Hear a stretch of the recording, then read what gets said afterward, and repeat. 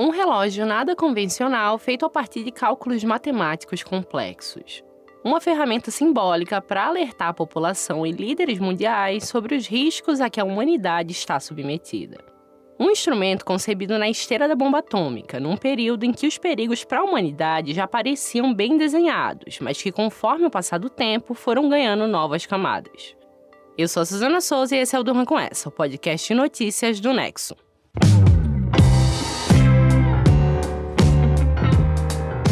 Olá, eu sou a Aline Pellegrini e estou aqui com a Suzana para apresentar esse podcast que vai ao ar de segunda a sexta, todo começo de noite, sempre com notícias que podem continuar a ecoar por aí.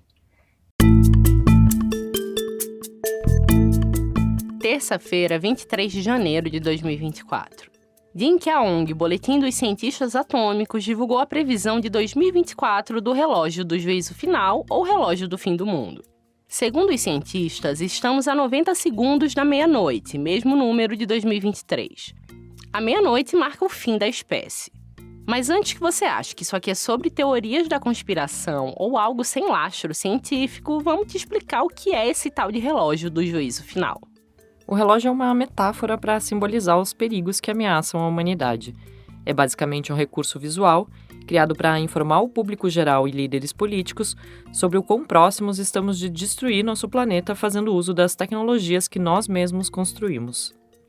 Ele foi criado em 1947 pelo Boletim dos Cientistas Atômicos, uma associação que conta com a participação de ganhadores do Prêmio Nobel e tem sua importância reconhecida globalmente.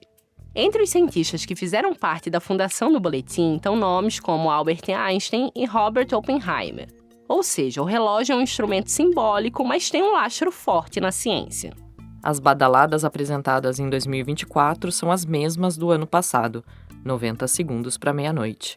O resultado é o pior já registrado pela ferramenta. Aqui é importante frisar que o relógio não é uma forma de prever o futuro, mas um projeto que leva em conta os eventos relevantes e tendências gerais, baseados em números e estatísticas. Last year, the doomsday clock was moved for the 25th time to 90 seconds to midnight, the closest it has ever been. Você está ouvindo a Raquel Bronson, presidente do boletim, no anúncio feito nesta terça. A cientista conta que o número se propõe a responder duas principais perguntas. A primeira é: a humanidade está mais a salvo ou em maior risco este ano em comparação com o ano anterior? E a segunda é: a humanidade está mais a salvo ou em maior risco neste ano em comparação com os outros 76 anos em que temos feito essa pergunta? No seu discurso, Bronson mencionou a continuidade da guerra na Ucrânia e o início do conflito entre Hamas e Israel, como fatores que influenciaram o resultado do relógio em 2024. Ela também falou sobre o fato de países com armas nucleares estarem modernizando seus arsenais e o risco de uma nova corrida armamentista. Além disso, segundo a cientista, existem ainda todos os desdobramentos das mudanças climáticas e da inação de líderes mundiais e indústrias em relação a isso. Assim como em 2023, o Boletim dos Cientistas Atômicos também citou o risco do avanço da inteligência artificial na segurança global. O receio, entre outros pontos, tem a ver com o potencial desinformacional que as ferramentas em IA podem ter e seus riscos à manutenção das democracias. Tem ainda os riscos de novas pandemias, como a de Covid-19.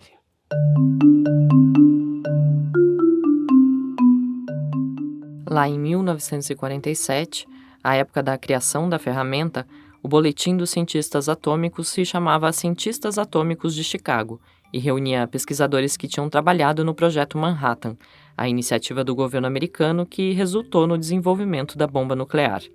É possível que você esteja com a história do Projeto Manhattan fresca na memória, porque ela foi o foco do filme Oppenheimer, do diretor Christopher Nolan, lançado em meados de 2023. Ao longo dos anos, os ponteiros do relógio foram para frente e para trás, a depender dos acontecimentos no mundo. Em 1947, em sua estreia, o relógio marcava 7 minutos para meia-noite. A primeira vez que o relógio se moveu foi 2 anos depois, em 1949, quando a União Soviética realizou seu primeiro teste de sucesso com uma bomba atômica. Daí, o relógio passou a marcar 3 minutos para meia-noite. Em outubro de 1952, os Estados Unidos testaram sua primeira bomba de hidrogênio, muito mais poderosa do que qualquer bomba atômica até então. 9 meses depois, os soviéticos testaram a sua própria bomba H. O relógio nunca tinha ficado tão próximo da meia-noite quanto naquele ano, marcando 2 minutos para 0 hora. Mas como a gente disse, o instrumento é pendular. Após a crise dos mísseis de Cuba, por exemplo, os Estados Unidos e a União Soviética assinaram acordos que sinalizaram uma maior consciência quanto à corrida armamentista. Em 1963, o relógio foi ajustado, passando a marcar 12 minutos para meia-noite. Só que no decorrer da década de 70, com as relações entre as duas potências cada vez mais tensas, o relógio voltou gradualmente a se aproximar da meia-noite. Mas aí, de novo num movimento de alívio, em 1991, no fim da Guerra Fria, o relógio marcou 17 minutos para meia-noite, a maior proporção já registrada. Em 2002, quando as tensões entre Estados Unidos e Oriente Médio estavam aumentando depois do 11 de setembro, o relógio estava a cerca de 8 minutos para meia-noite. E bom, quanto mais perto da meia-noite, mais se faz necessária uma atitude de governos do mundo todo para evitar uma catástrofe global, que é o termo utilizado pelos cientistas para marcar o juízo final. A decisão de ajustar ou não o relógio é calculada a cada ano pelo Conselho de Ciência e Segurança do Boletim. No início da contagem, o boletim focava só em fatores como a quantidade de armas de destruição em massa.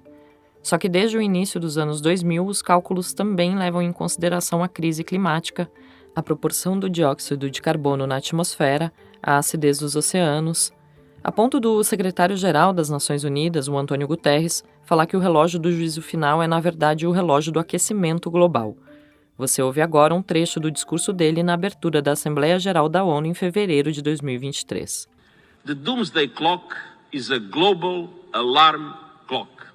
We need to wake up and get to work. Em 2020, o Brasil foi citado pela primeira vez como um dos países que contribuíram para o avanço do relógio pela falta de esforços em combater o desmatamento na Amazônia. À época, o governo de Jair Bolsonaro era bastante criticado, tanto no plano doméstico quanto no internacional.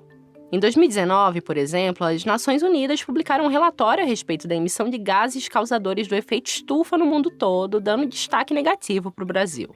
Mas é importante também frisar que, apesar desse nome apocalíptico, o relógio não é para ser interpretado como uma sentença de morte para a humanidade. Como a gente viu, ele pendula, ele muda de acordo com o que acontece no mundo. O Conselho do Boletim afirma, por exemplo, que embora possa parecer que as ações individuais sejam inúteis diante da catástrofe sugerida pelo relógio, existem sim ações que cada um de nós pode fazer para ajudar a retardar esse processo. O Conselho incentiva que o primeiro passo é estar ciente do que está em curso no mundo e cobrar dos líderes governamentais as mudanças que nós precisamos. E aqui entra uma questão interessante sobre como o negacionismo climático tem se renovado, principalmente nas plataformas digitais. Com os recordes de calor recentes e a ocorrência cada vez maior de eventos extremos do clima, ficou difícil defender a falsa ideia de que o aquecimento global não existe. Só que, em vez disso, antigos porta-vozes da teoria agora minimizam a mudança climática ou desacreditam as soluções para o problema. Essa interpretação foi constatada pelo relatório The New Climate Denial da organização britânica Center for Counting Digital Hate, publicado em 16 de janeiro. Para os cientistas, embora a mudança climática já esteja em curso, o que pode despertar de fato algum ceticismo sobre suas soluções, manter tudo como está e acreditar que não existe nenhuma solução só serve para aprofundar a crise. Evitar o agravamento ainda é possível, segundo relatórios do IPCC, o painel intergovernamental sobre mudanças climáticas da ONU. Mitigar e adaptar os países aos efeitos do clima podem fazer diferença importante para a atual e para as próximas gerações. Isso depende também da gente quanto sociedade civil e da pressão que nós conseguimos exercer sobre os chamados tomadores de decisão, os líderes mundiais e os donos das grandes indústrias. No fim, pode parecer que os caminhos apontam para um cenário parecido com o descrito na música 2 Minutes to Midnight, lançada pela banda de rock Iron Maiden em 1984. A canção faz menção ao futuro apocalíptico do planeta Terra a partir da indicação da época do relógio do juízo final.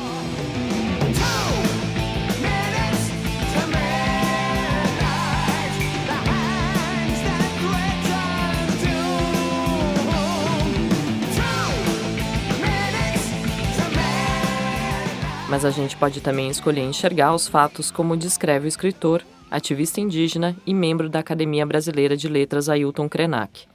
Em seu livro Ideias para Adiar o Fim do Mundo, Krenak reflete sobre o que significa o apocalipse para as pessoas não indígenas e qual o nosso papel nesse processo. Você ouve agora um trecho da publicação, narrado por Isabela Lourdes, retirado do audiobook publicado no YouTube. Sentimos-nos como se estivéssemos soltos num cosmos vazio de sentido e desresponsabilizados de uma ética que possa ser compartilhada, mas sentimos o peso dessa escolha sobre as nossas vidas. Somos alertados o tempo todo para as consequências dessas escolhas recentes que fizemos.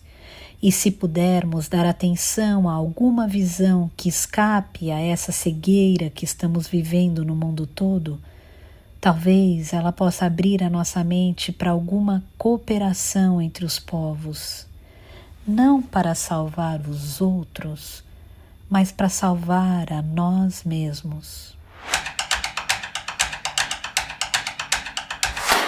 O presidente Luiz Inácio Lula da Silva sancionou na segunda-feira o orçamento de 2024 com alguns vetos. A medida foi publicada nesta terça no Diário Oficial da União. O Marcelo Rubissec escreveu sobre o tema. Marcelo, o que exatamente o Lula vetou? Bom, o presidente Lula sancionou ontem a Lei Orçamentária Anual, que é, na verdade, o orçamento de 2024.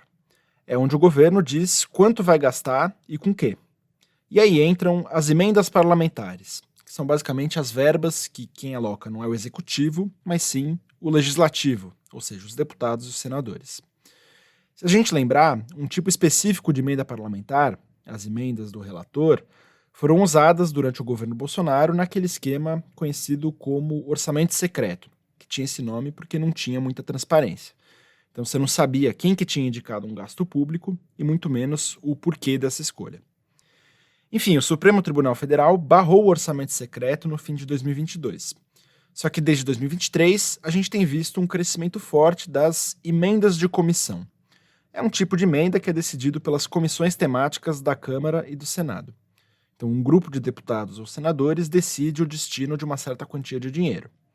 Essas verbas para isso estão sendo infladas nesses últimos 2 anos, 2023 e 2024. O que o Lula vetou ontem, na verdade, foi parte desses recursos. Então, estavam previstos 16,6 bilhões de reais com emendas de comissão para 2024.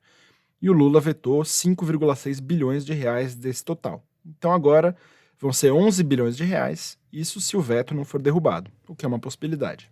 Então essas emendas são como um novo orçamento secreto? Pois é, eu conversei com pesquisadores dessa área de orçamento justamente para entender se dá para a gente dizer isso. E eles disseram basicamente que, apesar de as emendas de comissão estarem sim ocupando um pouco desse vácuo deixado pelo orçamento secreto, isso não quer dizer que seja um novo orçamento secreto, porque tem diferenças importantes entre as emendas. Primeiro, as emendas de comissão são mais transparentes que a do relator. Ainda não são no nível ideal, mas ainda assim são bem mais transparentes. Segundo, que o poder de decisão não é mais de um relator só, mas sim de várias comissões. Então, acaba existindo um pouco mais de debate sobre a alocação desse recurso. Só para deixar claro, os pesquisadores que eu ouvi não disseram que esse modelo é exatamente um modelo perfeito para a decisão de onde colocar o dinheiro público. Pelo contrário, ele continua tendo vários problemas. Mas não dá para dizer que é como o orçamento secreto, que era um esquema que era feito totalmente por debaixo dos panos. Fora que, os pesquisadores disseram que a gente tem que tomar cuidado para não demonizar toda e qualquer emenda parlamentar, porque mesmo que o orçamento secreto tenha acontecido, elas continuam sendo um instrumento importante de negociação política. E o veto do Lula é justamente isso, uma parte do cabo de guerra do orçamento, que é onde muito da política acontece, ainda mais num ano eleitoral como 2024. O texto do Marcelo você lê em nexojornal.com.br. Das badaladas do relógio do juízo final aos vetos de Lula no orçamento de 2024, durma com essa. Com roteiro, produção e apresentação de Suzana Souza, apresentação de Aline Pellegrini, colaboração de Guilherme Falcão e Ricardo Monteiro, edição de texto de Letícia Arcoverde, participação de Marcelo Rubissec, produção de arte de Mariana Simonetti e edição de áudio de Pedro Pastoriz, termina aqui mais um Durma com essa. Amanhã tem mais, até!